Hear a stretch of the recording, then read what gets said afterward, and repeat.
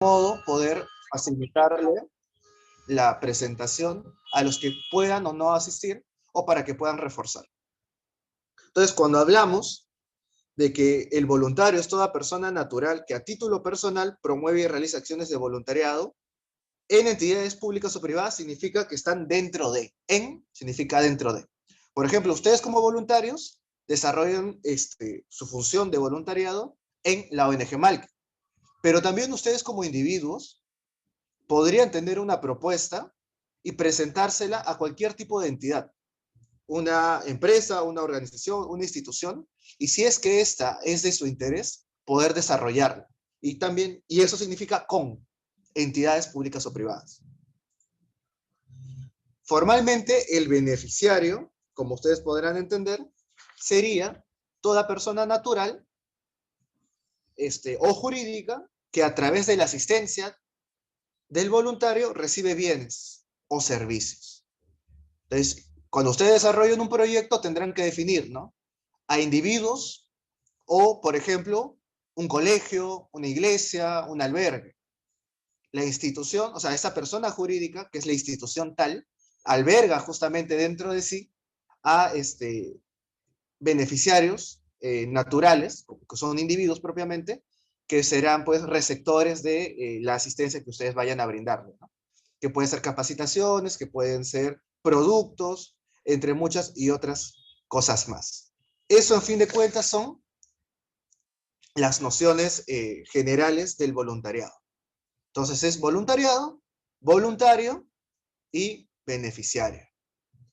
Ahora, dando el siguiente paso, vamos al segundo ítem, que es el sistema de voluntariado.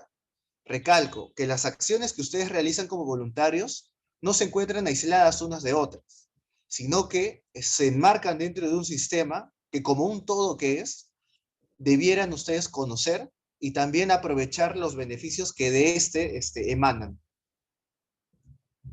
Por lo cual, es necesario hablar de la cadena de valor del voluntariado. A ver, déjenme aceptar a algunos compañeros. Propiamente, este triángulo que pueden observar, a ver, he hecho unos apuntes justamente para poder facilitar la presente, involucran tres actores, ¿no? Pero que son parte justamente de un desagregado. Voluntarios y voluntarias es el individuo, organizaciones de voluntariado es justamente la articulación de individuos a través de una persona jurídica con la cual se desarrolla el voluntariado, y ya hemos hablado que el beneficiario es aquella persona o institución que recibe asistencia. Pero ¿por qué es importante precisar a esta suerte de triángulo desagregado? Porque propiamente el voluntario como tal genera valor en tanto que el ejercicio voluntario lo interpela como ciudadano. ¿A qué intento llegar con esto? A que el voluntariado no es solo una acción que se puede hacer o debería de hacerse de manera crítica, sino que en cambio la acción del voluntariado te transforma y te forma de manera ética como individuo y como profesional, porque muchas veces se hacen acciones de voluntariado de manera que no requiere tanta formación como, por ejemplo, limpieza, ayuda social en el marco de desastres, pero también muchas veces se requiere de cierta expertise profesional justamente en el marco de ese tipo de situaciones, como por ejemplo, brigadas psicológicas, brigadas humanitarias que requieren de formación en gestión de riesgo y desastre, o brigadas sanitarias, ¿no? Para poder ayudar a heridos, etcétera, ¿no?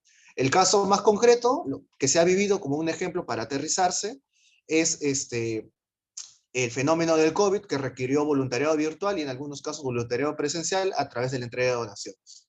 Entonces, estamos hablando que el voluntario voluntaria en este sistema de voluntariado se transforma en su propia acción voluntaria.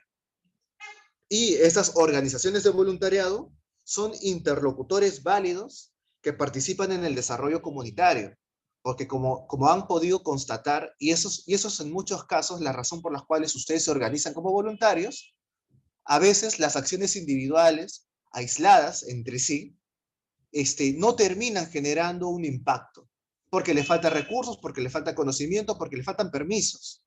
Y son estas organizaciones de voluntariado, identificadas como empresas, academia, Estado y sociedad civil, que en este caso sería la ONG Malki, las que fungen interlocutores y que conocedores del marco legal, del contexto social y de otros actores que puedan pues respaldar sus iniciativas, justamente impulsan sus acciones de voluntariado.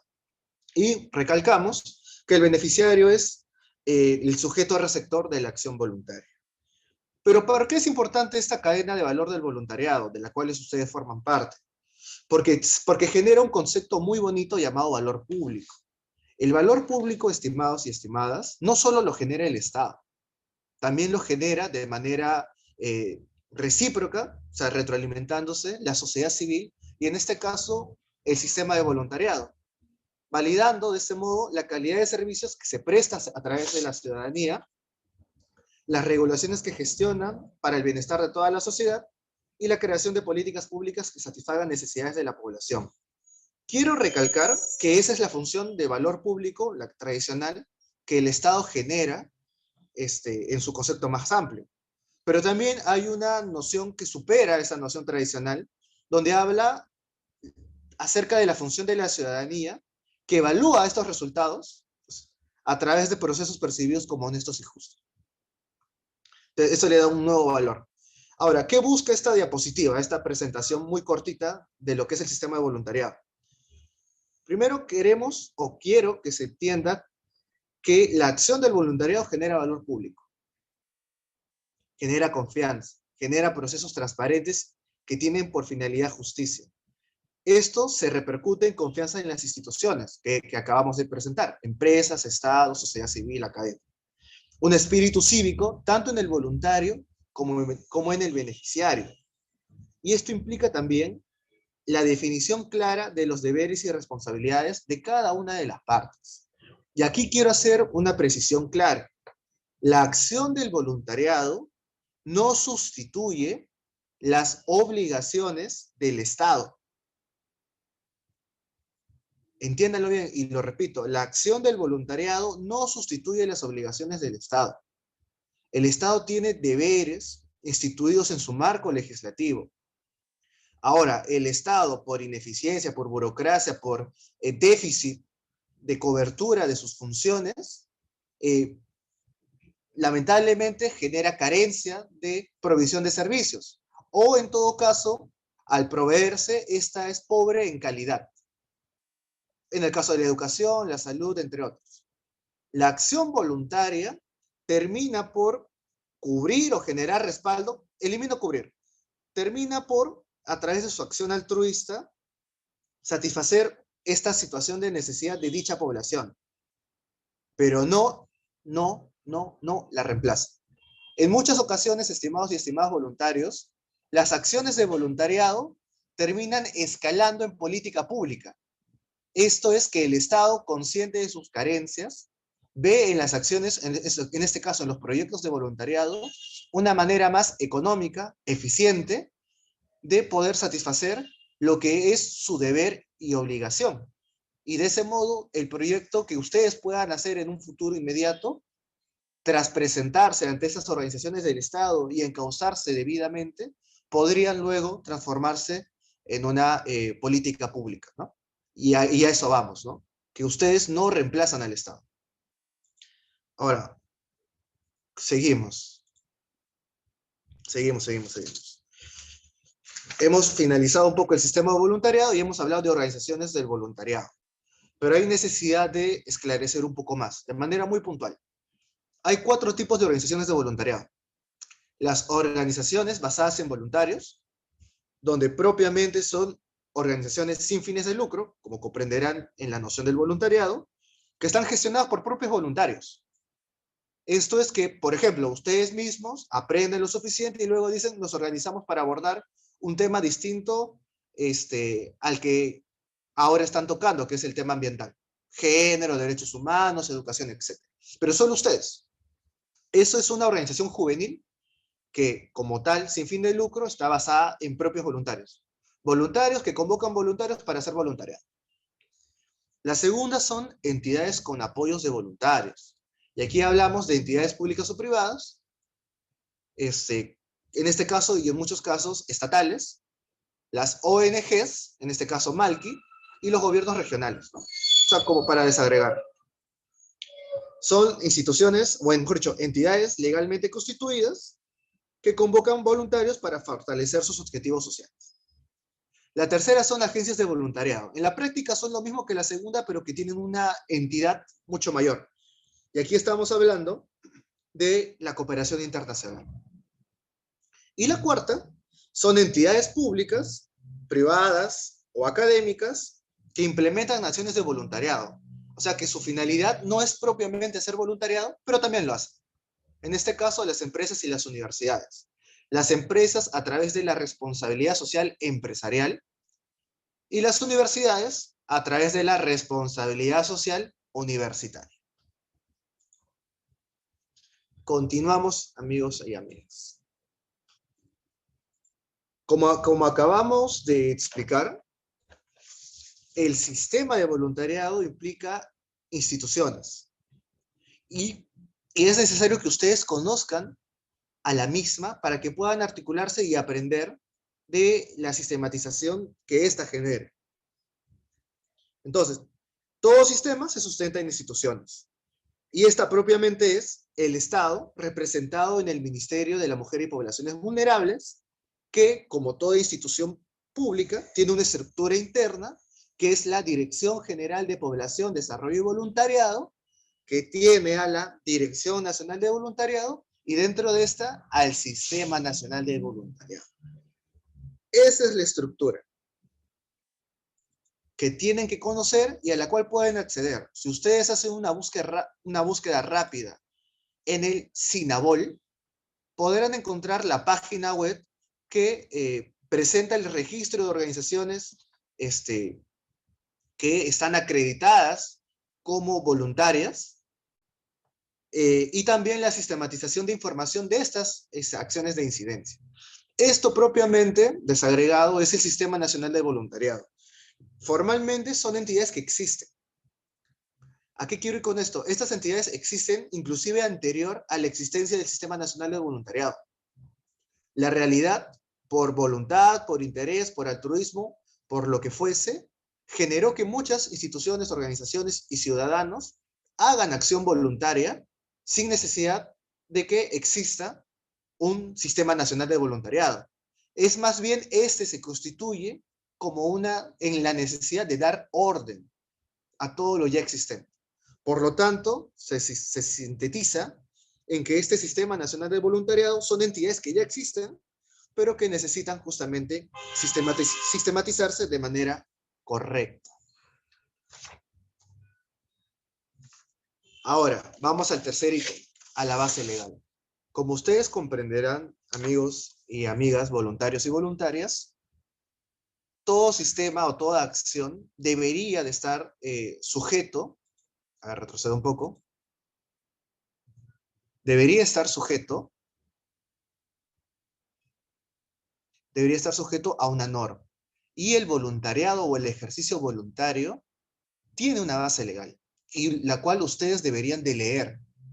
La Ley General del Voluntariado, noten la fecha, se promulgó en el 2004. Pero en nuestro sistema jurídico, la ley solo ejerce funciones cuando se reglamenta. Y si pueden notar, el reglamento de la Ley General del Voluntariado se constituyó en el 2015. Esto es que entre la aprobación de la norma y su reglamentación pasaron 11 años. Inclusive ha sufrido una nueva modificatoria en el 2017. Eso se lo dejo como una idea general para que puedan revisar y leer. Pero ¿por qué era importante tomar en cuenta la base legal? Porque establece los derechos y deberes del voluntario. Y como pueden notar, son derechos y deberes que toda organización reconocida en el Sistema Nacional del Voluntariado y aquellas que aún no lo están, pero ejercen acciones voluntarias, deberían de cumplir. Y que ustedes, como voluntarios, están en la obligación de exigir. Los derechos, simple y llano, a ser capacitado e informado, a contar con identificación y certificación y a contar con seguridad adecuada para realizar voluntariado. Entonces, estimados y estimadas, tengan en consideración sus derechos. ¿Esto por qué es importante?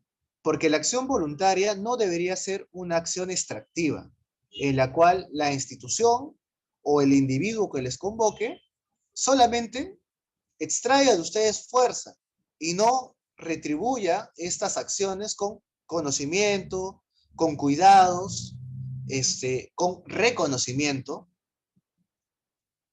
Y si eso no está, entonces hay una falla. ¿Y cuáles son los deberes del voluntario? Respetar derechos de los beneficiarios, participar en capacitaciones, guardar confidencialidad y usar y cuidar los distintivos y bienes a su disposición. Solo quiero concentrarme, estimados y estimadas, en el apartado de guardar confidencialidad y respetar los derechos de los beneficiarios. Muchas veces, y ustedes podrán notar, en las acciones de voluntariado, y lamentablemente, pesa más el afán egocéntrico del voluntario, el querer decir yo hago voluntariado, yo ayudo a tales personas. Y lamentablemente las acciones de voluntariado se transforman en sesiones fotográficas para redes sociales.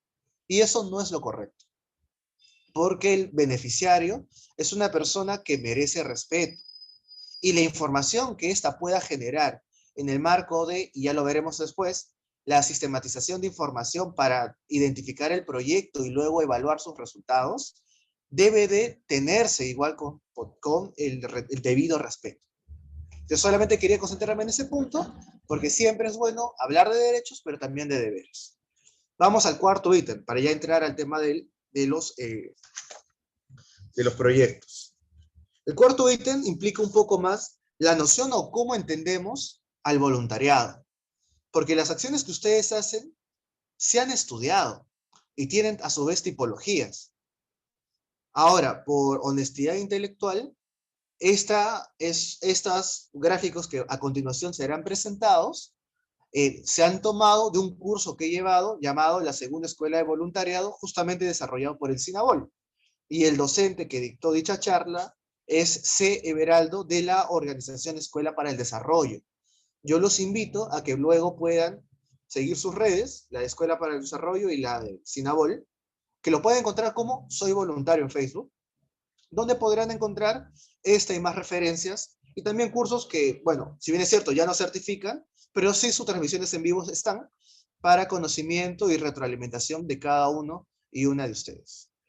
Propiamente, esta definición del aprendizaje-servicio, que es una noción que dentro de San Marcos, en mi función como director de programas y proyectos de la Dirección General de Responsabilidad Social, que es una función que ahora está en boga, el aprendizaje-servicio, y que tiene 4 ítems o apartados que pueden entenderse como una escala.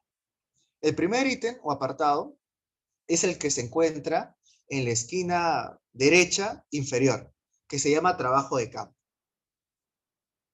que es propiamente que es el encuentro y reconocimiento del otro. O sea, el trabajo de campo puede ser tu visita individual a un asentamiento humano, a un lugar que está en zona de desastre, y tú como individuo, sin hacer más, vas y entregas una donación, como ha ocurrido en muchos casos. Queda como una experiencia, no trasciende de una experiencia. Las iniciativas solidarias asistemáticas, que está en la esquina inferior izquierda, son válidas en la medida en que sí, promueven el ejercicio de voluntarios, pero si se dan cuenta, no están dentro de un conjunto de planificación. El mejor ejemplo, las chocolatadas que se hacen en diciembre. Es una acción que una organización que desarrolla desde una organización juvenil hasta una entidad del Estado, pero que no es parte de un todo, de un programa, de un conjunto de acciones. Y es más, en muchos casos, la evolución cuantitativa del trabajo de campo. Luego viene el servicio comunitario institucional, que es propiamente lo que hacen muchas ONGs y organizaciones juveniles, que desarrollan programas, desarrollan proyectos y a través de estas desarrollan sus acciones. Esto se enmarca en una cultura institucional. Cada organización, estimados y estimadas, tiene una cultura institucional. Esta se sustenta en su misión, su visión, sus actividades, las líneas de incidencia, entre otras. Pero en muchos casos, el voluntario solo desarrolla las actividades y no, como hemos mencionado al inicio, se transforma con las actividades. Y ese salto cualitativo es el aprendizaje-servicio, donde quienes participan van a aprender y a la vez tener una experiencia trascendental de la noción del servicio solidario. Esto es, que no se desarrollan proyectos, programas o actividades por inercia, sino que se aprende del beneficiario y ese aprendizaje transforma constantemente la acción del servicio comunitario institucional. Y en eso consiste el servicio aprendizaje. Propiamente, la acción del voluntario tiene estas escalas también. La sensible intelectual, la racional y la ético responsable.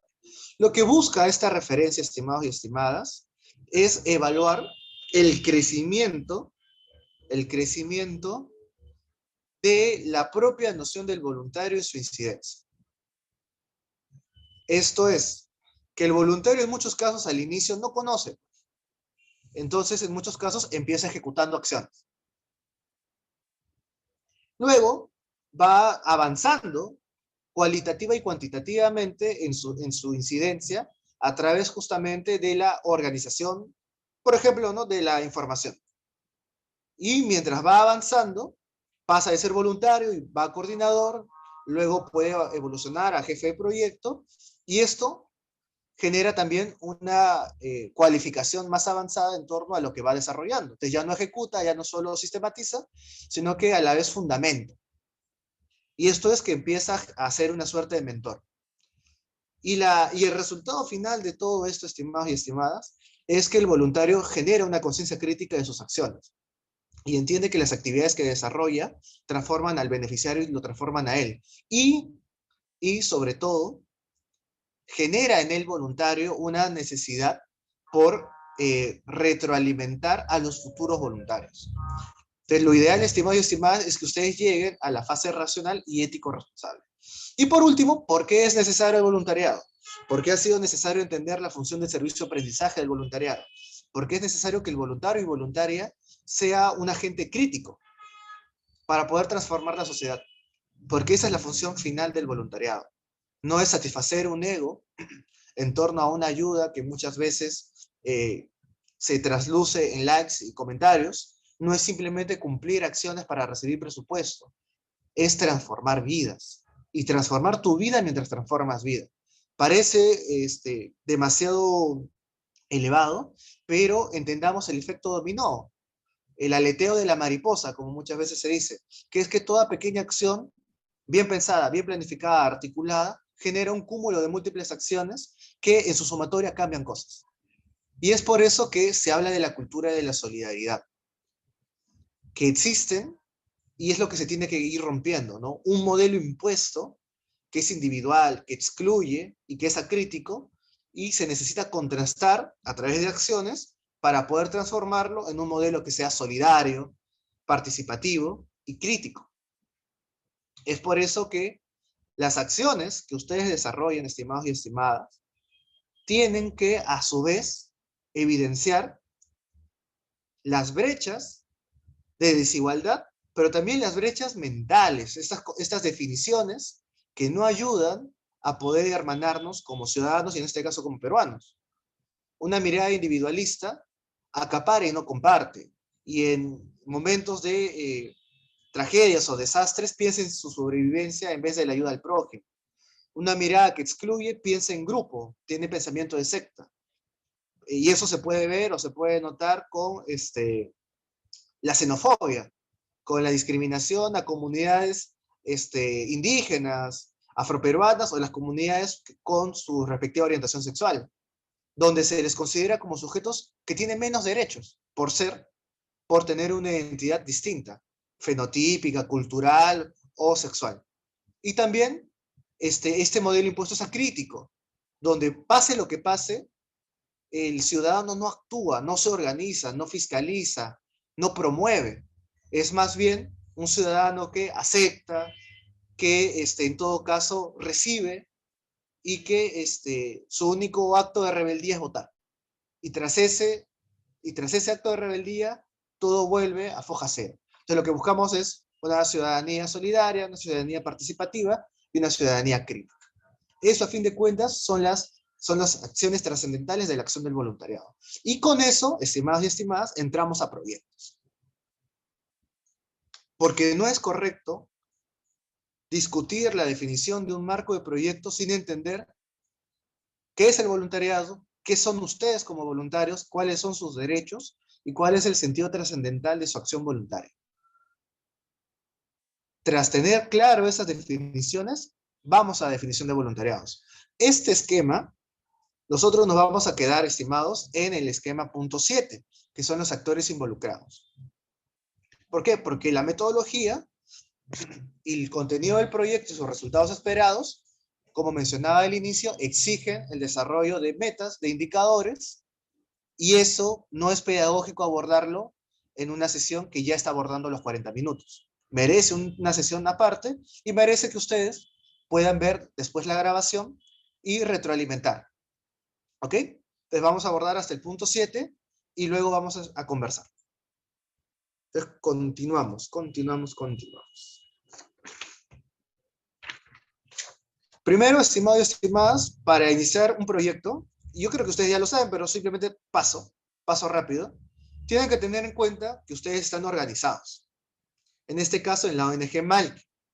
Y es necesario que sepan la descripción o la definición que la propia institución tiene de sí misma para que sus acciones y sus iniciativas no generen contradicción. Es por eso que era necesario un breve repaso de lo que es la ONG MALC. Promueve gestión ambiental impulsando el uso de tecnologías limpias y amigables a través de, y ahí vamos, proyectos ecoeficientes. Perfecto. Entonces ya tenemos claro qué es la ONG MALC. Y también tenemos que tener claro la misión y visión, porque ustedes son parte de un proyecto colectivo. La misión representa la razón de ser, contribuir a la solución de la problemática ambiental a través de proyectos pedagógicos que a su vez generen empoderamiento de la ciudadanía. Y la visión es la situación futura ideal, son las metas a largo plazo, que la organización con ayuda suya sea un referente institucional en la implementación y ejecución de proyectos sostenibles, desarrollando, y ahí va el efecto crítico y transformador, estilos de vida ecoamigables y sostenibles. Entonces, aquí vamos nuevamente al punto 3, al punto de voluntariado, que no hay acción, no hay misión, no hay visión, sin un sentido de trascendencia. Y ustedes, a través de sus acciones, van a generar dicho sentido. Ahora, antes de empezar, o mejor dicho, ¿cómo debemos empezar? Debemos empezar por la tarea que muchas veces es la más difícil. Tenemos que encontrar problemas. ¿Y aquí a qué vamos con eso, estimados y estimadas? Que muchas veces, y ahí puse los errores típicos, muchas veces los proyectos son definidos en base a ideas y no en base a problemas. Entonces necesitamos encontrar el problema antes de plantear una solución. ¿Cuáles son los 4 errores típicos? Se mencionan ahí para que ustedes se identifiquen, capaz cometen ese mismo error. Confundir síntoma con una enfermedad. ¿Qué es síntoma con una enfermedad? El mejor ejemplo es el ejemplo sanitario. Cuando estás resfriado, tienes fiebre y tos. Y si no solucionas el resfrío como tal, y solo solucionas uno de sus síntomas, no te has curado.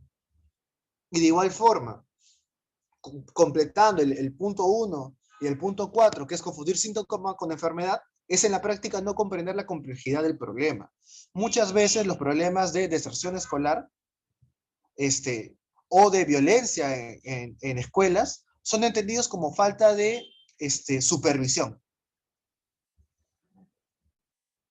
Entonces, ¿cómo se intenta solucionar? Con más tutores, con más auxiliares o con una presencia más marcada del docente o con cámaras. Cuando eso eso no resuelve la complejidad del problema. Sí atiende uno de sus tantos factores, que es que la violencia se expresa de manera más vivida ante la ausencia pues de figuras de autoridad. O sea, es un factor más, pero no soluciona el problema.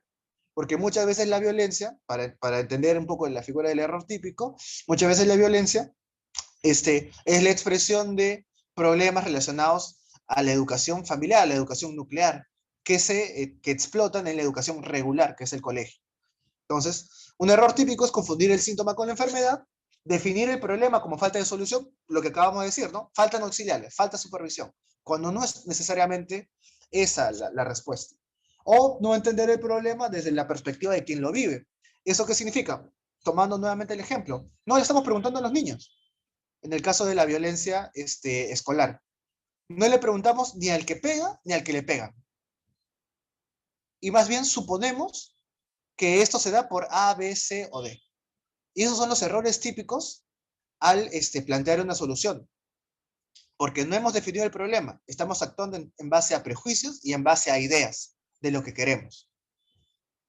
Y por eso es necesario, y eso lo he puesto al final, que debemos de convencer al beneficiario de la existencia del problema, porque no solo basta con que nosotros de manera docta, de manera pues es sumamente comprometida, pues intentemos romper, ¿no?, con estos errores típicos, sino que el propio beneficiario tiene que tomar en consideración que eso es un problema, porque si no, su propuesta de solución no va a tener ninguna respuesta en la gente.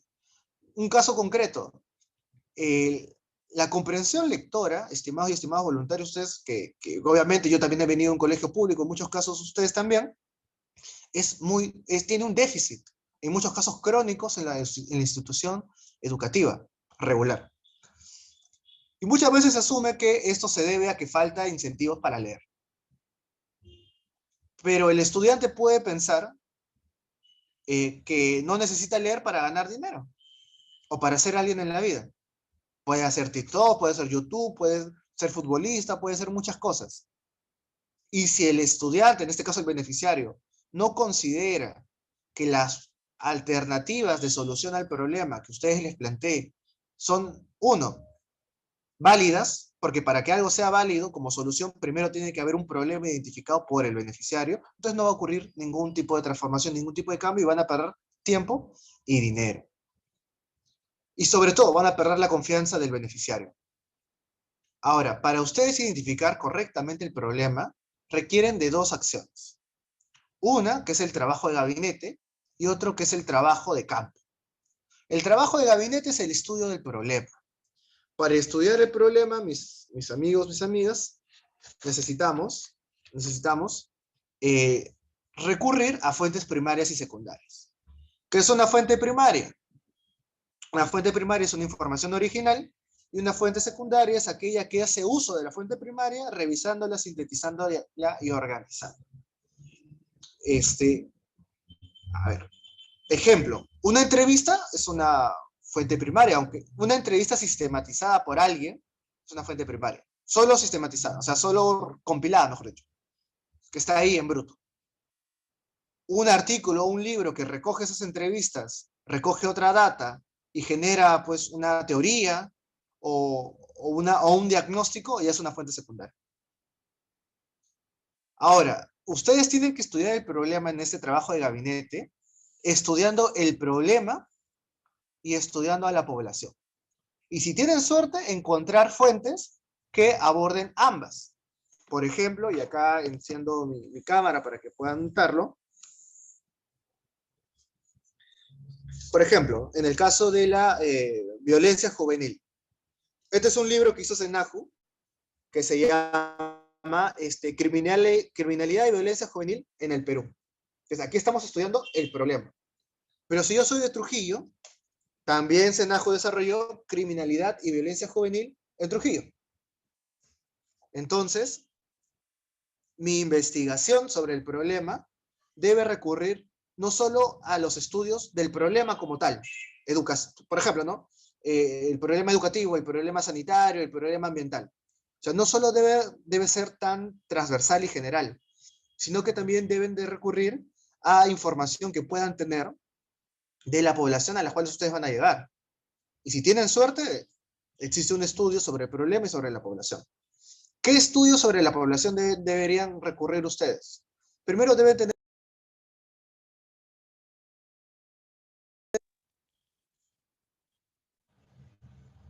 Ahora sí.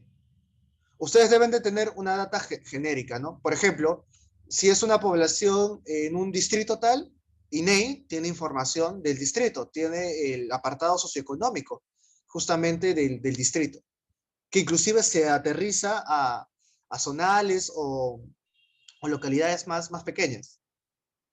Eso es importante porque ustedes no desarrollan un diagnóstico desde el aire, necesitan aterrizarlo a la población y si pueden ser lo más preciso posible es mucho mejor.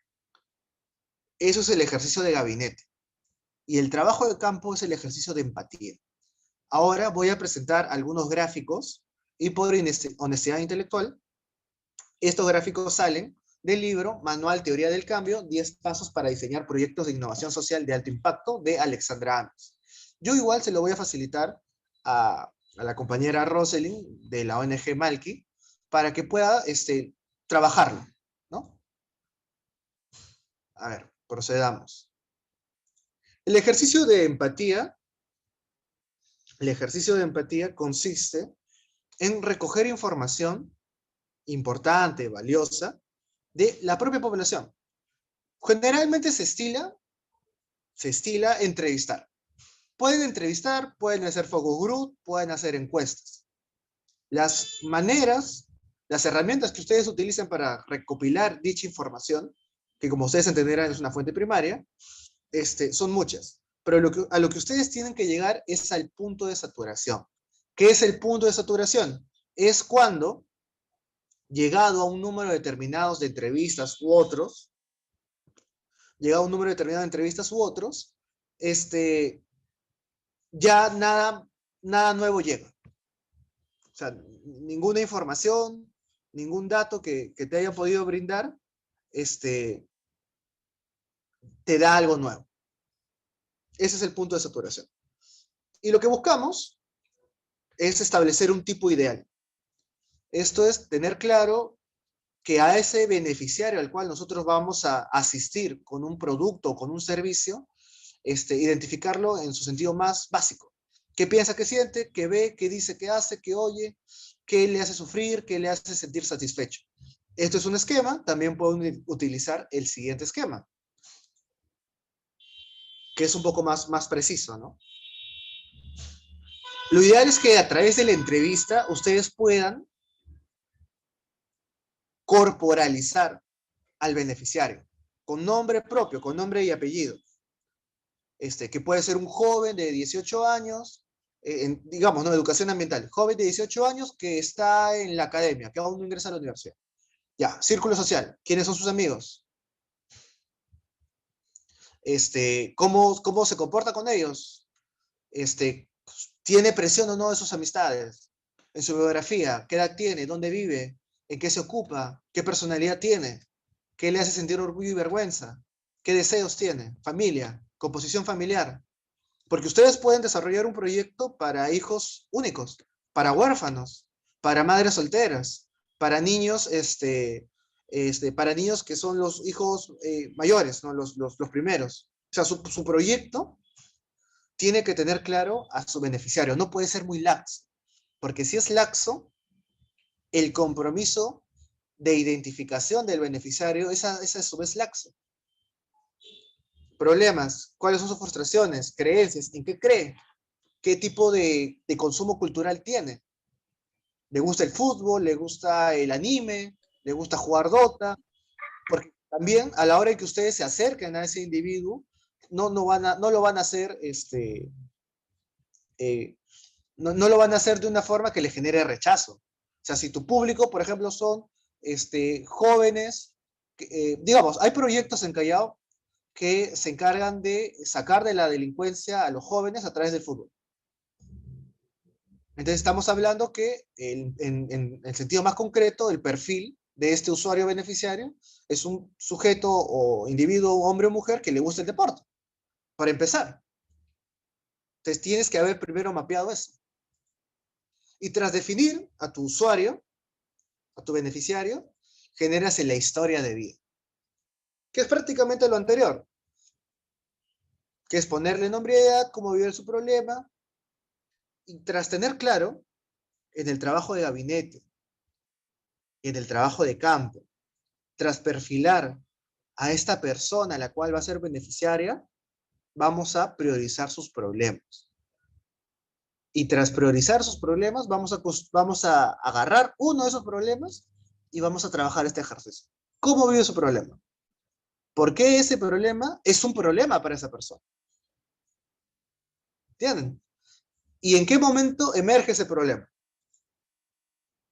Por ejemplo, caso concreto, ¿no? Hay proyectos ahora que abarcan la conectividad virtual porque ese problema no existía para los estudiantes en la época de la presencialidad. Simplemente ibas en tu movilidad y estudiabas. Pero cuando la pandemia nos encerró a todos por 2 años, la conexión de bancho de Arna, bancho de An, eh, bancho, banda ancha, la conectividad en el sentido de los dispositivos necesarios para poder llevar clases. Habían estudiantes universitarios que tenían que compartir su celular, su computadora con sus hermanos, con su padre, con su madre que estaba trabajando, etc. Entonces, genera una nueva problemática el contexto. Y el proyecto tiene que entender esa problemática. La línea que ustedes están viendo es un poco los pasos, ¿no? Primero tenemos que identificar el problema, analizar sus causas, estructurar el problema enlazando causas y efectos, deconstruir el problema y definirlo centrándolo justamente en el ciudadano, en el beneficiario. Con eso, de los 7 ítems que hoy día vamos a abordar, tú complementas justificación y antecedentes. Justificación, como ustedes pueden darse cuenta, termina siendo el análisis de la problemática como problemática y como sujetos, y los antecedentes es justamente la revisión bibliográfica que ustedes han tenido de los proyectos e incidencia que se ha tenido en el marco de ese problema. Caso concreto, tocando el tema justamente de la violencia. Puedes estudiar la violencia en general, la violencia en Trujillo, y eso es justificación, porque es importante el problema. Los antecedentes serían la sistematización, documentos de trabajo, artículos, etcétera, que se encarguen de explicar o profundizar un proyecto de incidencia, una política, un programa social que aborda justamente la problemática que están tocando, en este caso la violencia y la juventud. Entonces, bajo el mismo ejemplo, violencia en Trujillo, justificación. Programa de atención de la violencia juvenil de Trujillo a través del deporte por la ONG tal, ya eso es antecedente. Porque cuando tú hagas tus proyectos, vas a decir, ya, ¿qué proyectos se han hecho en torno a atender esa problemática? ¿Funcionaron o no funcionaron? Eso es tu antecedente. Continuamos. Ahora, cuando ustedes definan el problema, tienen que entender que hay dos tipos de problemas. Los problemas técnicos y los problemas adaptativos.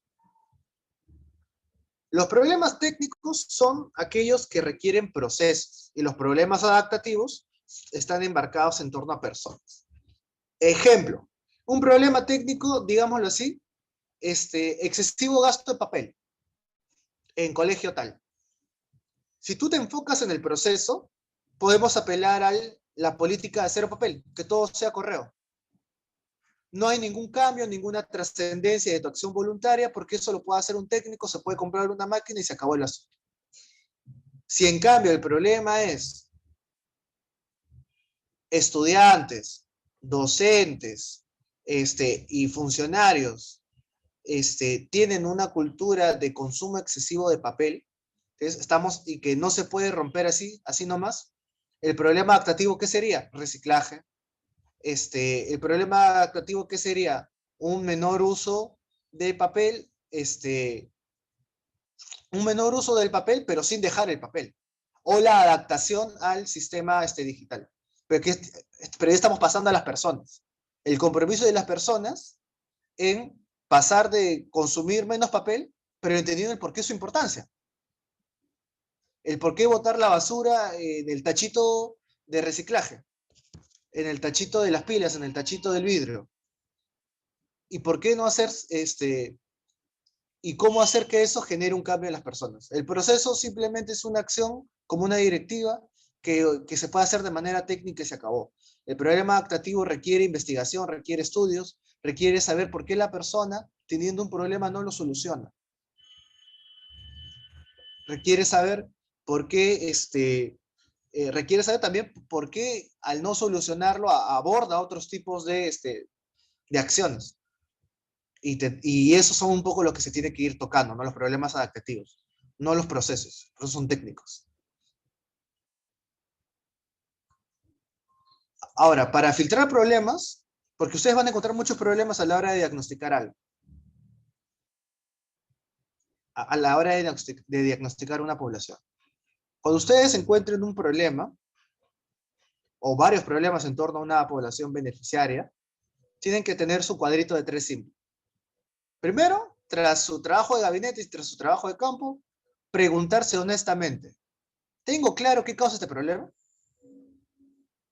Partir de eso, ¿soy consciente qué genera ese problema?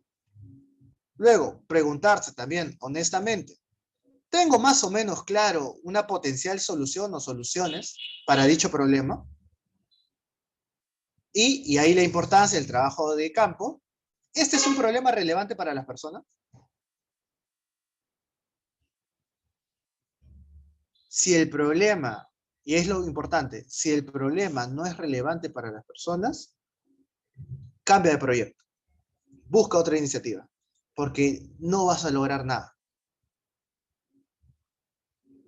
Ahora, hay algunos criterios para priorizar los problemas. Si pueden notar ahí, y los voy a leer rápido, tómenlos como ejemplo, nada más. El que tiene, a ver, el de impacto, estimados y estimadas, habla justamente de eso, la capacidad para impactar directamente al usuario, en este caso al beneficiario, a partir del resultado exitoso de tu proyecto. La factibilidad, ¿qué significa?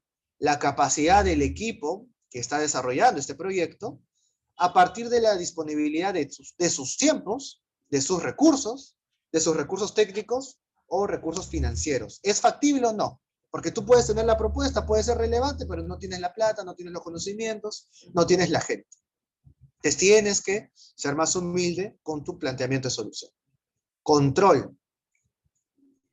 La capacidad justamente de controlar que se tiene sobre las potenciales externalidades negativas y riesgos al abordar la problemática. Eso luego lo vamos a ver en el análisis de contexto y en el análisis de actores. Pero parte justamente de que ustedes tengan recurso humano, recurso técnico, recurso financiero. Está ligado la factibilidad con el control. El territorio, la posibilidad de controlar la implementación de la potencial solución en un espacio específico. Ejemplo concreto, lo quieren hacer en el Callao y todos son de una zona alejada de esto. No conocen a los dirigentes del territorio. Van a ir a hacer su incidencia casi a ciegas. No controlan. No tienen legitimidad en el territorio. Entonces, es un criterio que tienen que notar a la hora de dar una solución. Redes, que está ligado al tema del territorio. La capacidad de vincular y comprometer a los beneficiarios. A que es necesario involucrarse en este proyecto para tener éxito. ¿Qué significa involucrarse? Y ahí es importante tomar en consideración esto. Involucrarse no es asistir, porque muchas veces se evalúa como exitoso un proyecto con la mera asistencia. O sea, vamos a capacitar, o sea, el proyecto es implementar habilidades directivas en dirigentes para sobrevenir la pandemia del COVID. Entonces, ¿qué muchas veces los proyectos dicen? Ya, en mi taller asistieron 30 y completaron el taller 20. Entonces, en mi tasa de éxito, si mi universo era 30 y asistieron 20, tengo más del 50%, es un éxito. Mi proyecto. Pero tú no sabes si el dirigente, si el asistente, uno, te ha hecho caso en la asistencia. O sea, estando presente, ha estado tomándote atención. Y dos, los conocimientos obtenidos los ha aplicado. Entonces, ese involucramiento requiere de fuentes de recojo de información, pero también requiere el compromiso del dirigente. Porque el dirigente te puede decir, sí, hazlo, y luego ni siquiera va. El otro criterio para definir un programa, el potencial comunicacional. La capacidad de atraer el interés ciudadano y la cobertura mediática a partir de un resultado exitoso del proceso. Aquí, lamentablemente, amigos y amigas, voluntarios, lo que no se ve no existe. Y ustedes necesitan que el beneficiario, que el interesado, que el curioso y que el potencial aliado que puede respaldar su iniciativa para que éste escale, conozcan su iniciativa. Si nadie conoce su iniciativa, su proyecto va a fracasar. Pero ojo, ojo, reitero lo que inicié el apartado con el cual inicié la presente exposición. Una cosa es visibilizar éxitos, visibilizar objetivos, visibilizar la incidencia de manera institucional, y otra cosa es ir hacia una actividad de incidencia para tomarse foto y satisfacer tu ego. La visibilidad de un proyecto no está en tú haciendo algo, sino está en el beneficiario logrando algo, logrando la transformación tal. Por eso muchas instituciones solicitan tras finalizar sus respectivos proyectos, los permisos respectivos a los beneficiarios para poder difundir sus historias de éxito. Porque hasta eso es la confidencialidad del beneficiario. Porque hay beneficiarios que no quieren ser conocidos como alguien que recibe ayuda, y están en su derecho a no serlo y aún así recibirla. Entonces, ustedes como voluntarios tienen que tomar mucho en cuidado el tema de la difusión de su incidencia, pero a la vez con el debido respeto, con la debida consideración, tanto de la organización, de ustedes como voluntarios, y de los beneficiarios. Y el último criterio es la viabilidad económica. La capacidad para abordar la problemática desde el financiamiento público o privado con un modelo sustentable económicamente. Si ustedes hacen un proyecto, a la hora de formularlos, tienen que tomar en consideración todos los gastos que este va a generarles. ¿Por qué? Porque si no lo hacen, estimados y estimadas, su proyecto va a fracasar. Y lo peor aún, van a generar desconfianza y dolor en la gente que ha apostado por ustedes. Uy,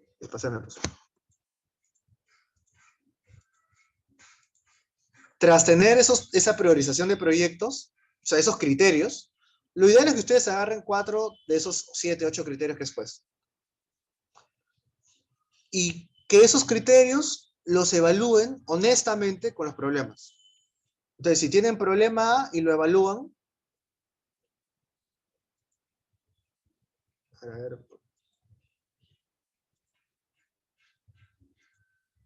y lo evalúan en torno a los criterios, y según los que tengan un mayor puntaje, pues establecen resultados. Ya, por ejemplo. Uy, acá está. Estos son los criterios. Lo ideal es que tomen 3 o 4, hagan ustedes mismos una escala del 1 al 5, y luego planteen los problemas. Ya hemos hecho el filtro, ¿no? ¿Son relevantes o no? Planteen los problemas, luego establezcan los criterios. ¿Pueden solucionarlo realmente? O sea, ya partimos de la relevancia. Ahora vamos al siguiente. ¿Lo podemos solucionar? ¿Tenemos claro qué potenciales soluciones podemos tener para esto? Y establezcan los criterios. Cuando ustedes tengan esta situación de bienestar de es relevante, según mi cálculo, sí lo puedo solucionar dentro de las potenciales soluciones que tengo, ya es priorizar el problema. Ya luego vamos a ir a la figura más operativa de los objetivos, donde justamente se trabaja el árbol de problemas y el árbol de objetivos. Según el formato de Malky, sigue el marco legal, porque hemos entendido, hemos encontrado la justificación y los antecedentes, y ahora vamos al marco legal. Acá es simple, no hay que darle mucha vuelta. El marco legal, como ya se ha explicado en la figura del voluntariado, implica institucionalidad, un sistema que recoge información, que acredita un debido proceso, que también evidencia los canales de participación ciudadana. Busquen constantemente, cada vez que hagan un proyecto, escriban en Google, normas actualizadas, el peruano, y les saldrá un apartado que se actualiza justamente conforme una nueva ley modifica, deroga, archiva a la anterior vigente. Yo les recomendaría, por experiencia, que tienen que leerse, en su caso, 4 normas y leerlas bien, aprendérselas bien a conciencia. La Constitución Política del Perú. Ahora que esté en tema de debate, no sería malo que también tengan una lectura honesta de la Constitución Política, que la lean. La Ley Orgánica de Gobiernos Regionales y la Ley Orgánica de Municipalidades. ¿Por qué? Porque mucha de su incidencia va a necesitar de permisos o va a necesitar de trabajar con estas instituciones. Y necesitan saber cuáles son los límites, cuáles son los marcos de su incidencia y participación ante estas dos entidades subnacionales, su distrito y su gobierno regional. Y también, como no, tener claro qué canales de participación existen para que ustedes, como ciudadanos críticos, y para que sus beneficiarios, como una ciudadanía crítica también, puedan participar a través de la fiscalización, a través de la propuesta, a través propiamente de la participación. Y por último, dado los fines y objetivos de Malqui, ustedes tienen que leerse la Ley General del Ambiente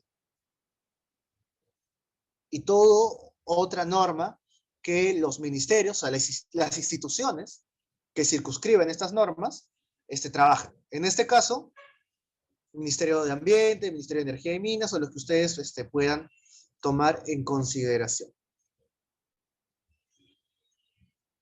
Vamos casi finalizando, y creo que esta es la parte más importante, los objetivos. ¿Recuerdan que hemos hablado de la historia del ciudadano?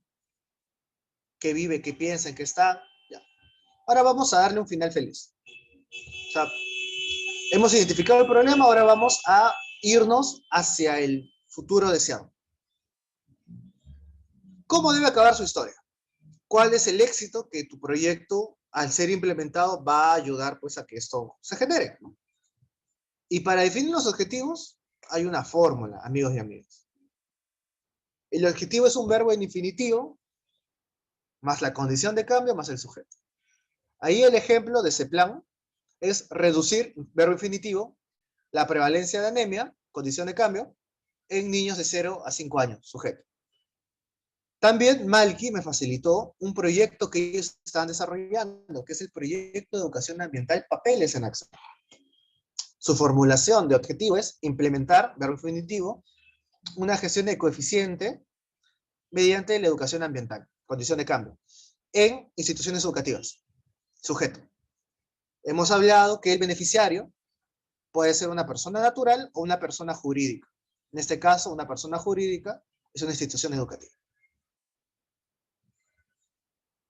Esto, por ejemplo, sí va a requerir que se hagan un par de talleres para que vayan fortaleciendo la idea de un ejemplo, ¿no? de objetivo. En verdad es difícil. Eso sí, no, honestamente, no correspondería por metodología tocarlo de manera muy, muy laxa ahora, ¿no? Se menciona, pero sí es correcto que se dé un taller únicamente para objetivos.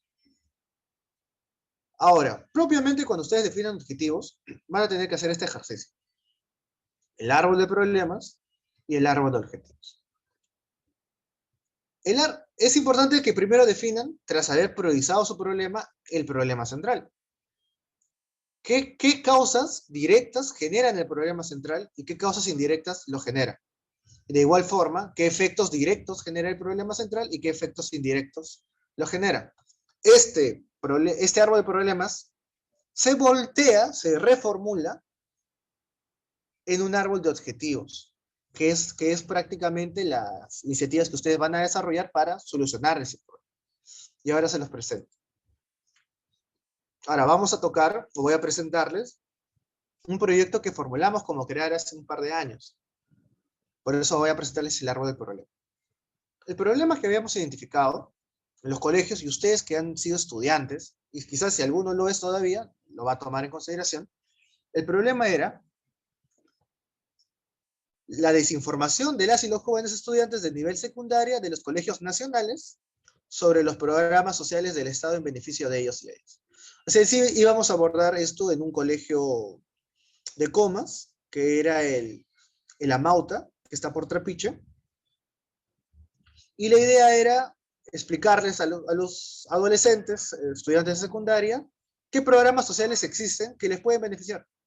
Porque yo como estudiante, en mi época de estudiante, no sabía que existía Pronavet, beca 18, y otros beneficios, ¿no? Digamos, si tengo un hermanito con problemas psicomotores, ¿no? Que puede ser considerado una discapacidad, bueno, existe el CONADIS, el Consejo Nacional de Discapacidad, que genera algunos beneficios para este. Si tengo un abuelo adulto mayor, existe pensión 65. Si conozco que la mamá del hermanito de mi amigo está en una situación de pobreza, existe Juntos. Existen comedores populares, o sea, existe toda una amalgama, justamente, de servicios y programas que el Estado, obligado como tal, está, que muchas veces los estudiantes secundarios de un colegio público no conocen. Entonces, el problema era desinformación. ¿Por qué existía desinformación? O sea, ¿cuáles eran sus causas? Identificamos a través de entrevistas que los profesores y el personal administrativo, inclusive los propios padres de familia, no estaban actualizados en torno a la existencia de dichos programas. O sea, el agente del Estado, de la institución, que es docente, no conocía que existían esos programas y por lo tanto no podía orientar al estudiante. Pero también los gobiernos locales no estaban asesorando, cuando su función como gobierno local, distrital, en este caso Municipalidad de Comas, era llegar a cada colegio y decirles, estudiantes, estos son los programas para ustedes que son estudiantes, para que puedan beneficiarse, ¿no? Becas para instituciones superiores, para instituciones técnicas, entre otras y otras. Entonces, esas eran dos causas. ¿Y esto qué efecto generaba? Que los estudiantes consideren que no tienen oportunidades debido a, justamente, a que ignoraban que esas existían para su desarrollo personal y profesional, estancándose muchos de ellas en trabajos que no eran dignos. Que la población termine exigiendo a sus gobiernos locales proyectos de mejora sin saber que ya existían programas, generando un doble esfuerzo y en muchos casos una saturación de iniciativas que ya estaban cubiertas. Entonces, eso es, por ejemplo, el árbol de problemas.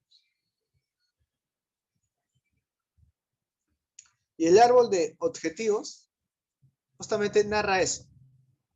Transformamos el jóvenes informados a informar, y nuevamente, verbo infinitivo, proceso de cambio y sujeto.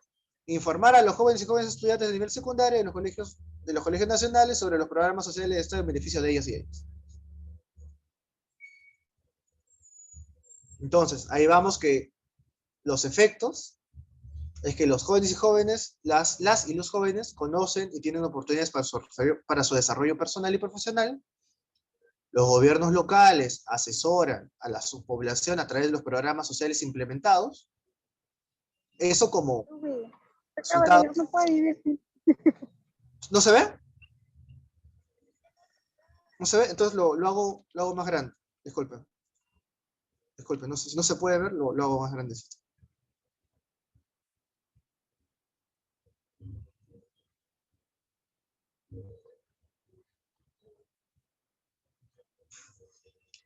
Recuerden, problema tiene causas directas, indirectas y efectos. El objetivo, a través del árbol de objetivos, tiene medios y fines. Causas, efectos. Acá vamos a ver medios y fines. Ahora lo vamos a agrandar más para que se pueda ver.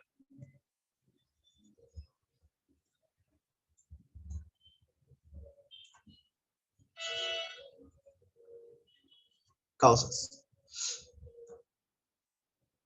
Ya, entonces, si el objetivo es informar a los y las jóvenes, necesitamos preparar y actualizar a los profesores, personal administrativo, padres de familia sobre los programas sociales implementados por el Estado en beneficio de las y los jóvenes. Y en el caso de la municipalidad, necesitamos contactar con la municipalidad para que cumplan con el constante asesoramiento en torno a sus programas sociales. Estas dos acciones formuladas van a generar lo siguiente: que las y los jóvenes conozcan de sus oportunidades para tener un desarrollo profesional a través del uso y beneficio de los programas sociales, y que los gobiernos sociales cumplan justamente con asesorar a la población. Eso, en buenos términos, habla en que La juventud conoce sobre los programas sociales implementados por el Estado a favor de ellos y ellas y su comunidad. Ahora, si somos más duchos, aterrizamos esto, contactar a la municipalidad y preparar y actualizar a la comunidad educativa de la educación regular en acciones. Pero eso ya luego lo podemos abordar. Contactar, ¿qué significaría una actividad? Reunirnos con la municipalidad. Y en el caso de capacitar, etcétera, feria vocacional para acercar a las instituciones, ¿no? En los que son los programas educativos de becas. Conversatorio, taller para los docentes y personal administrativo sobre los programas sociales. Feria expositiva y participativa junto a diferentes ministerios del Estado que promuevan programas sociales. Actividades. Actividades. Entonces, a lo que voy es que lo que acabamos visto, ahora vamos. Estos medios con los cuales vamos a lograr el objetivo, estos medios, se tienen que aterrizar en actividades. Pues. Entonces, acá estamos tomando, preparar y actualizar a los y los profesores. Y para que ese medio se materialice, tenemos que hacer una serie de actividades. Actividad 0, 1, 2 y 3. Y eso va a lograr nuestro objetivo. Entonces, estamos haciendo una pestañita más abajo, que son ya las actividades.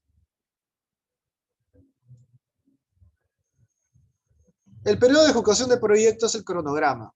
Honestamente, no hay mucho que decir en torno a esto último. Es el tiempo que ustedes van a utilizar para que el proyecto, pues, como se dice, ¿no? Permee en los beneficiarios y genere resultados. Las líneas de acción, la propia ONG Malki las tiene. Yo les recomendaría que consulten con sus tutores o con los coordinadores para que esto les explique qué líneas de acción tiene la ONG Malki. O sea, ya existen, a eso voy. O sea, no es algo que ustedes tengan que crear, simplemente adaptan a su proyecto. Aquí estoy tomando como referencia la línea de acción acompañamiento a las instituciones educativas. Como ustedes pueden notar, el proyecto es educación ambiental, papeles en acción en una institución educativa. Y la línea de acción un poco pauta lo que van a hacer, ¿no? A través de visitas, los promotores ambientales ejecutan actividades, coordinan con los representantes, a través de talleres teórico-prácticos, etcétera, etcétera, etcétera. Entonces, esa figura, que es la línea de acción, la ONG Malki ya la tiene. Revisa. Y yo solo quiero cerrar en el punto 7, disculpen un poco el agotamiento de la garganta, con los actores involucrados. Y aquí lo que vamos a analizar, aquí lo que se va a analizar es el entorno y los actores. Y hay dos herramientas muy potentes. Se han dado cuenta que al inicio hicieron un trabajo de gabinete y un trabajo de campo, que estudia el problema y estudia al individuo en su territorio. Entonces ya les da algunas pautas de lo que van a hacer. Pero tras priorizar el problema, ojo, tras priorizar el problema, y a la hora de intentar identificar a los actores, tienen que entender que así como el beneficiario es parte de un contexto, el actor también lo es. Y muchas veces, y conviven, y algunas veces generan fricciones. Es por eso que debemos de analizar a los actores y su contexto. Y para ello, tenemos que, en este caso, hacer dialogar al actor aliado, entre comillas aliado, ahí debería decir actores, y al beneficiario. Y la pregunta es, en función de estos tres ítems, lo político, lo legal y lo económico, ¿qué tipo de actores pueden oponerse o ayudarte a lograr tu objetivo? Y en función de, o sea, en todo, medioambiental, sociocultural, y en función de eso, de igual forma, ¿qué tipo de usuario, beneficiario, puede oponerse o no? ¿A qué voy con esto? Por ejemplo, no sé si alguno de ustedes conoce, ya, esta noticia ustedes la deben haber notado. Entonces, si ustedes recuerdan que en San Juan de Lurigancho la población se opuso al establecimiento de un hospital COVID. Uno diría que en el marco de una pandemia, el desarrollo de hospitales es la respuesta más sana para poder atender la problemática. En este caso se llevó miles de vidas. Pero, y uno también diría, si yo como potencial beneficiario, en este caso vecino de San Juan del Lurigancho, ¿por qué me opondría vecino del distrito, disculpa, de la zonal tal donde se ubicaría el hospital? ¿Por qué me opondría al establecimiento hospitalario para atender al COVID? Uno diría, están locos, pero tiene sentido cuando tú te pones en el lugar del beneficiario. Esa población se oponía porque eso involucraba que su localidad, o sea, su zonal, se volviese un foco de atención de personas con COVID, arriesgando a las personas vecinas de dicha zonal. Entonces tiene sentido si es que empezamos a averiguar al propio beneficiario. Por eso digo, el aliado es el externo, el que puede estar en contra o no. El usuario, o sea, mejor dicho, el beneficiario también puede oponerse, a pesar de que es un problema que a él también le afecta. Entonces tenemos que analizar las 6 condiciones que aquí se encuentran presentes. No debemos tomar o dar por sentado que porque algo es bueno, todos lo van a tomar en consideración. Caso concreto, finalizando ya la pandemia, ¿por qué razones ciudadanos y ciudadanas se oponían al bono y querían que se abra de una vez las restricciones? Porque el bono, como tal, el bono de 300 soles, 600 soles, no podía satisfacer la canasta básica. Y si bien es cierto, la figura del bono se entregaba para poder solucionar la problemática de la exposición de la población en espacios abiertos y desde ahí potenciales contagios que saturen el sistema médico hospitalario, la entrega de bono como tal, si bien beneficiaba en cierto modo, a su vez restringía oportunidades en el beneficiario, porque en muchos casos el beneficiario con su trabajo, en muchos casos ambulante, en muchos casos informal, ganaba más que lo que podía ganar con el bono. Entonces tenemos que leer no solo al aliado, o sea, no solo al potencial actor, no solo al actor que puede ser potencial aliado o detractor, sino que también tenemos que tener la finura de leer al beneficiario, de si se puede o no oponer a tu propuesta de solución a través de tus actividades. Y para eso, analizar el contexto, el marco legal, la situación económica, la situación política, el marco medioambiental, si es que estamos abordando el tema ambiental, el marco sociocultural, el marco tecnológico. Ejemplo concreto. Actualmente se van a venir las elecciones y tu proyecto es un proyecto de mediano a largo plazo. ¿Tendrías respaldo o no de las autoridades? Esa es una pregunta. Ahorita nos encontramos en una crisis económica. ¿Tendrías respaldo o no de las autoridades? Si no de las autoridades, ¿qué aliado te podría respaldar en el marco de la situación económica en la cual se encuentra? Tu iniciativa es más parques y te opones a la construcción de una pista. Ya, los empresarios estarían en contra de tu propuesta que es medio...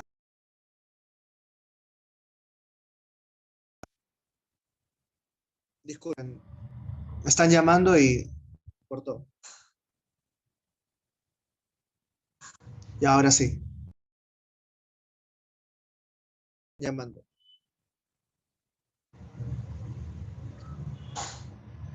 Ahora sí, ejemplo concreto. Ejemplo concreto.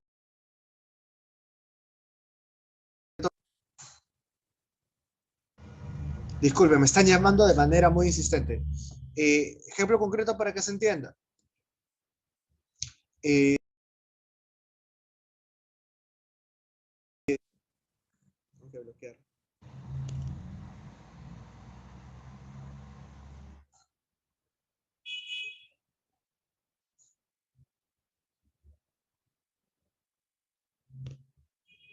Ahora sí, disculpen, acabo de bloquear el número. Eh, ejemplo concreto. Muchas veces nosotros tenemos iniciativas de apropiación del espacio público en el marco de nuestra conciencia ambiental. Por ejemplo, hace poco se ha venido dando en Copas un debate en torno a la idoneidad o no de la ampliación de la vía metropolitana para justamente el corredor metropolitano, que tuvo por consecuencia dos graves atentados a la cuestión ambiental. Por un lado, si ustedes, algunos de ustedes son de Comas, se han comido todo lo que era un gran zonal verde, que más o menos empieza desde la Academia de la Duni hasta, bueno, hasta ya casi Caraballo. Y por el otro lado, esto ha obligado a la ampliación de la cochera de los buses metropolitanos. Han habido ciudadanos, vecinos, etcétera, que se han opuesto a eso porque, bueno, se vulnera su derecho a tener un aire limpio, un ecosistema ambiental amigable, etcétera, etcétera, etcétera. Y honestamente tiene sentido. Pero también tiene sentido las facilidades de transporte de la ciudadanía. Entonces, genera un debate. Entonces, cuando tú formulas un proyecto, tienes que tomar en consideración justamente cada uno de los factores y cómo estos van a influenciar o negar a tu propuesta de iniciativa.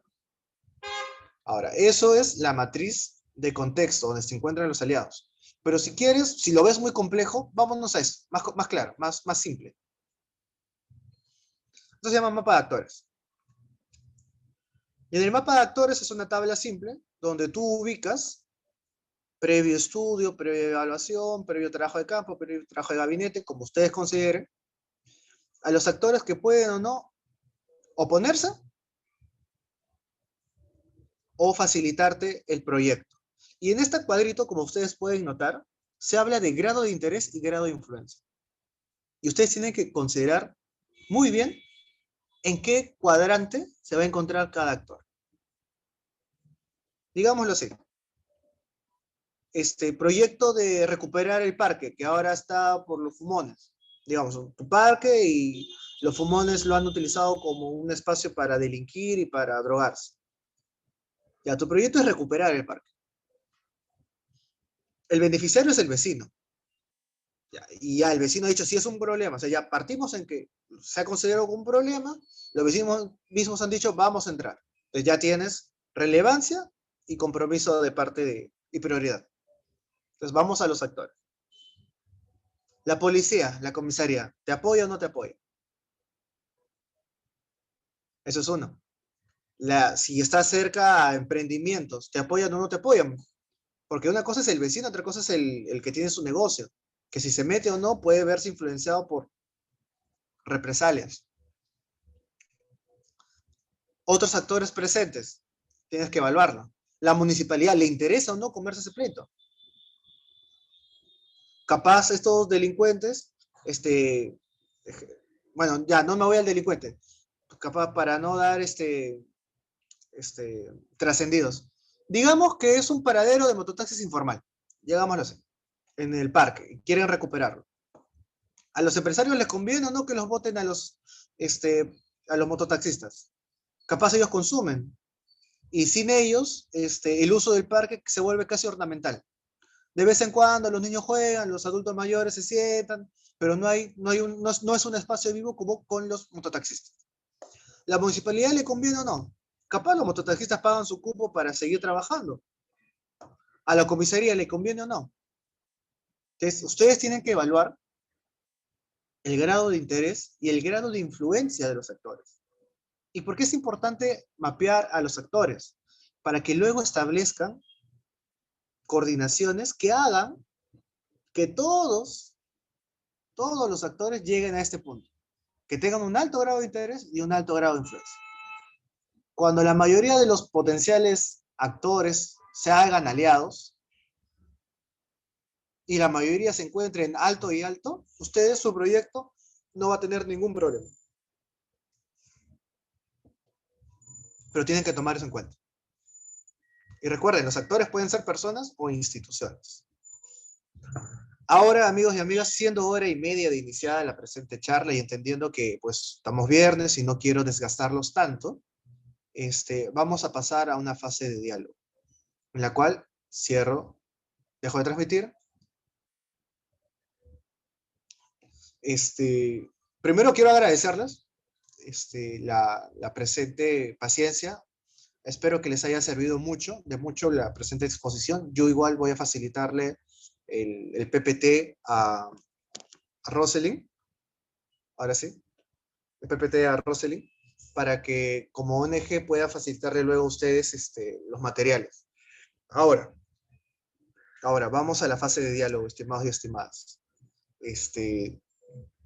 Preguntas, dudas, interrogantes que han entendido de su función de voluntarios, la trascendencia del voluntariado, algún ejemplo que ustedes mismos hayan vivido como actores, que los motivó a inscribirse como voluntarios.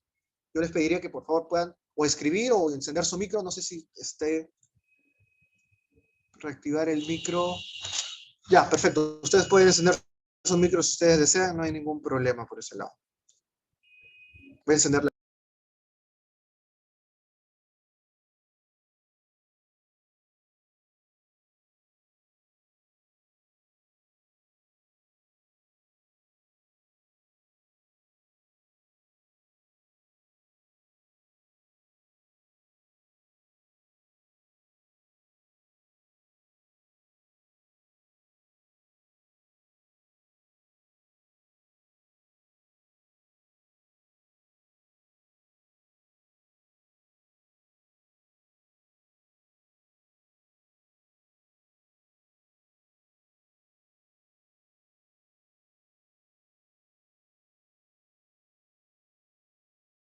Creo que está apagado el micro.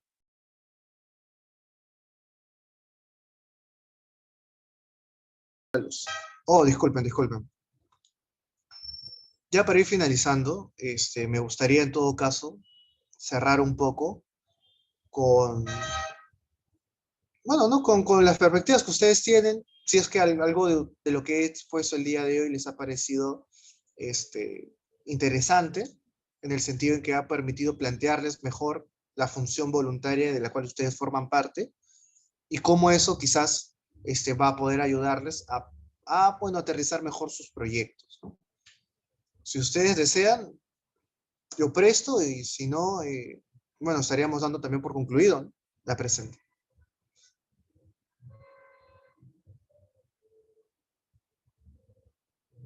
Bueno, como un comentario, me pareció súper interesante el planteamiento del árbol de problemas. Ya lo había visto en anteriores cursos que tenía, pero volverlo a ver de esa forma para entender cómo funcionan tanto los efectos, las causas, tanto la parte indirecta y directa, digamos, es un punto que siempre es bueno resaltar.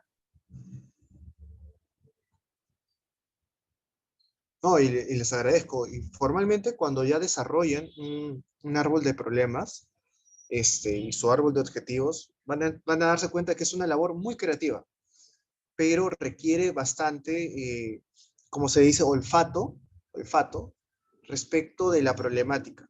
Si ustedes no conversan con el individuo, con el beneficiario, lo que van a tener es rechazo, es rechazo. Entonces, generalmente, lo que se estila al hacer un proyecto es, tengo una noción, tengo una idea, yo quiero que, pucha, todos los jóvenes reciclen.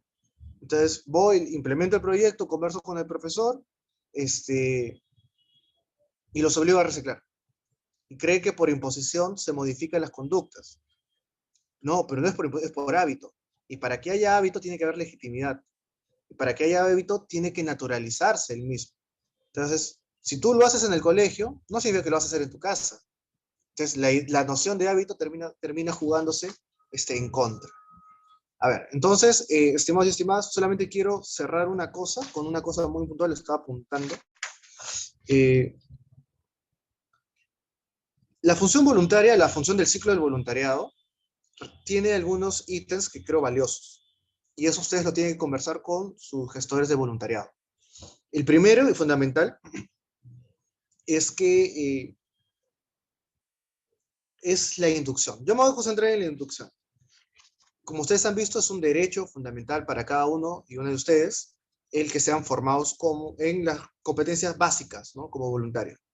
Entonces, es ideal que tengan espacios constantes de retroalimentación, tanto en la formulación de proyectos como en el conocimiento de la labor ambiental. Listo. Ahora, ustedes como voluntarios también tienen el deber, la obligación de mapear qué otras instituciones, qué otros actores existen que tengan interés justamente en este caso, la temática ambiental, para que puedan articular iniciativas de formación. O sea, la inducción tiene que ser recíproca, tanto por la ONG, que como ahora facilita espacios para poder conversar, dialogar, aprender, como por ustedes que traen a través de sus propias redes este, estos otros actores con los cuales pues puedan materializar su incidencia. Y por último, el acompañamiento, monitoreo y formación. La inducción es cómo está la casa, y la formación es aquello agregado que permite pues afianzar la visión y misión institucional. En el acompañamiento y monitoreo es importante que exista una línea de carrera. Esto es que cada uno de ustedes vea un crecimiento personal en las acciones que ustedes van desarrollando. Y en el monitoreo implica que entre ustedes se apoyen. Es el método de andamiaje. O sea, lo que yo voy creciendo, voy sosteniendo a los otros que están ingresando. Y por último, es necesario que conocedores de sus derechos también tengan claro que ser voluntario no es eterno. No es eterno. Ahora lo hacen porque tienen algo de tiempo, porque tienen voluntad, deseo de aprender, etcétera, y es correcto. Pero el voluntariado no es eterno, porque ustedes van a tener que estudiar, trabajar o adquirir otras responsabilidades.